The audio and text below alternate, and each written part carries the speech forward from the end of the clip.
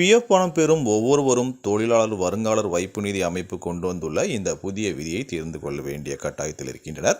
ஒரு நிறுவனத்தை விட்டு மற்றொரு நிறுவனத்துக்கு மாறும் பொழுது இந்த விதிக்கு உட்பட வேண்டியிருக்கும்.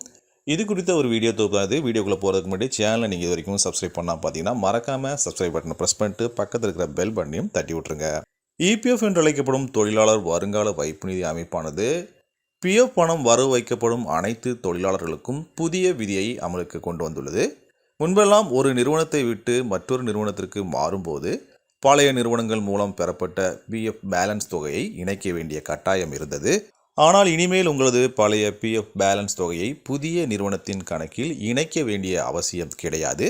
ஆட்டோமேட்டிக் டிரான்ஸ்ஃபர் சிஸ்டம் மூலம் இந்த தொகைகள் தானாகவே இணைக்கப்பட்டுவிடும். ஆகவே இதற்காக தனியாக விண்ணப்பம் கோர வேண்டியதில்லை.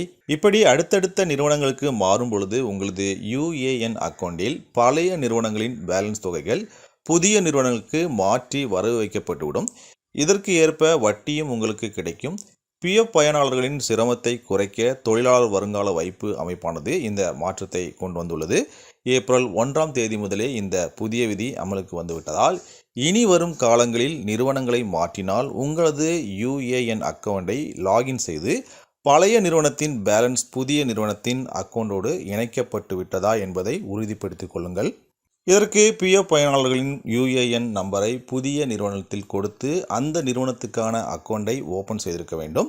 இது வழக்கமாக அனைத்து நிறுவனங்களிலும் பின்பற்றப்படுகிறது.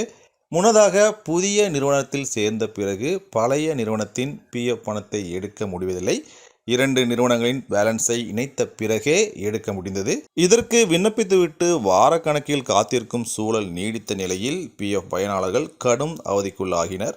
இப்படிப்பட்ட நேரத்திலேயே 2024-25ஆம் நிதியாண்டின் தொடக்கத்திலேயே மத்திய அரசின் கீழ் செயல்படும் தொழிலாளர் வருங்கால வைப்பு நிதி அமைப்பானது இப்படி ஒரு தீர்வை கொண்டு வந்துள்ளது.